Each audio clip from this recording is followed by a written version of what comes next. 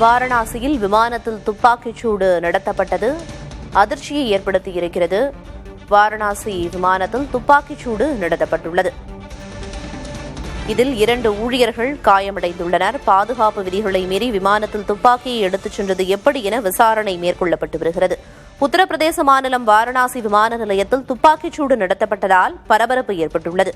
மும்பைக்கு செல்ல இருந்த விமானத்தில் பயணி ஒருவர் துப்பாக்கியால் சுட்டதில் 2 ஊழியர்கள் காயமடைந்துள்ளனர். சரக்கு கையாளுகை மற்றும் அதனுடன் தொடர்புடைய சேவைகள் நிறுவனத்தைச் சேர்ந்த 2 ஊழியர்கள் காயமடைந்துள்ளனர். காயமடைந்த இருவரும் சிகிச்சைக்காக அருகில் உள்ள மருத்துவமனைக்கு அனுப்பி வைக்கப்பட்டனர். பாதுகாப்பு விதிகளை மீறி விமானத்தில் துப்பாக்கியை எடுத்துச் சென்றது எப்படி என விசாரணை மேற்கொள்ளப்பட்டு வருகிறது. உத்தரப்பிரதேச மாநிலம் வாரணாசி விமான நிலையத்தில் துப்பாக்கிச் சூடு நடத்தப்பட்டதால் பரபரப்பு ஏற்பட்டுள்ளது. மும்பைக்கு செல்ல இருந்த விமானத்தில் பயணி ஒருவர் துப்பாக்கியால் சுட்டதில் 2 ஊழியர்கள் காயமடைந்துள்ளனர். சரக்கு கையாளுகை மற்றும் அதனுடன் தொடர்புடைய சேவைகள் நிறுவனத்தைச் சேர்ந்த 2 ஊழியர்கள் காயமடைந்திருந்த நிலையில் அவர்கள் இருவரும் மீட்கப்பட்டு அருகில் இருக்கும் மருத்துவமனைக்கு சிகிச்சைக்காக அனுப்பி வைக்கப்பட்டுள்ளனர். பாதுகாப்பு விதிகளை மீறி விமானத்தில் துப்பாக்கியை எடுத்துச் சென்றது எப்படி என விசாரணை மேற்கொள்ளப்பட்டு வருகிறது. இது தொடர்பான தகவல்களை வழங்குவதற்காக செய்தியாளர் ராஜீவ் இணைப்பில் இருக்கிறார். ராஜீவ், பாதுகாப்பு விதிகளை மீறி விமானத்திற்குள் எவ்வாறு துப்பாக்கி எடுத்துச் செல்லப்பட்டது? விசாரணை தொடங்கியிருக்கு, என்ன முதற்கட்ட தகவல்?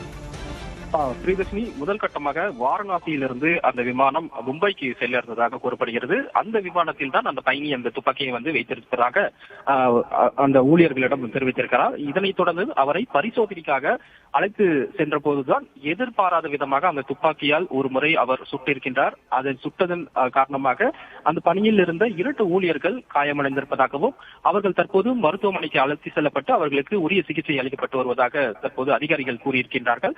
அவர் ஏற்கனவே இந்த பரிசோதனையை எல்லாம் தாண்டி எப்படி இந்த துப்பாக்கியை உள்ளே கொண்டு சென்றார் போன்ற விசாரணை தான் தற்போது தீவிரமாக நடத்தப்பட்டு வருகிறது. குறிப்பாக அவர் மற்றும் அவருடைய அந்த மனைவி ஆகியோர் இருவரிடமும் தீவிர விசாரணை தொடர்ந்து நடைபெற்று வருகிறது. இந்த சம்பவத்தை தொடர்ந்து உள்ளூர் காவல்துறையினருக்கு தகவல் கொடுக்கப்பட்டு தற்போது இருவருமே விசாரணை வளையத்திற்குள் கொண்டு வரப்பட்டிருக்கின்றார்கள்.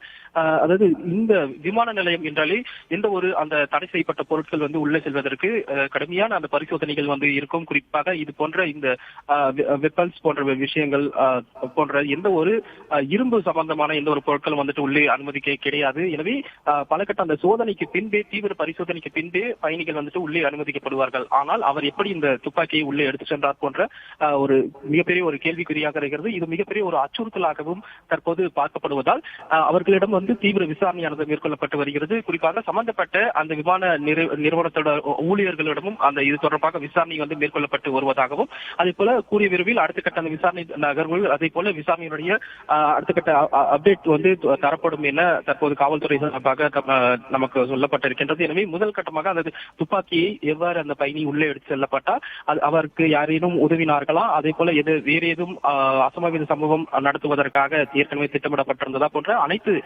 வகையிலும் அனைத்து அந்த விஷயங்களையும் கவனத்தில் கொண்டு தற்போது அந்த விசாரணை மேற்கொள்ளப்பட்டு வருவதால் பாதுகாப்பு தற்போது விமான நிலையத்தில் பலப்படுத்தப்பட்டிருக்கின்றது. மற்ற பயணிகளுடைய அந்த பரிசோதனையை தற்போது கண்காணிப்பு மற்றும் பரிசோதனையும் தீவிரம்.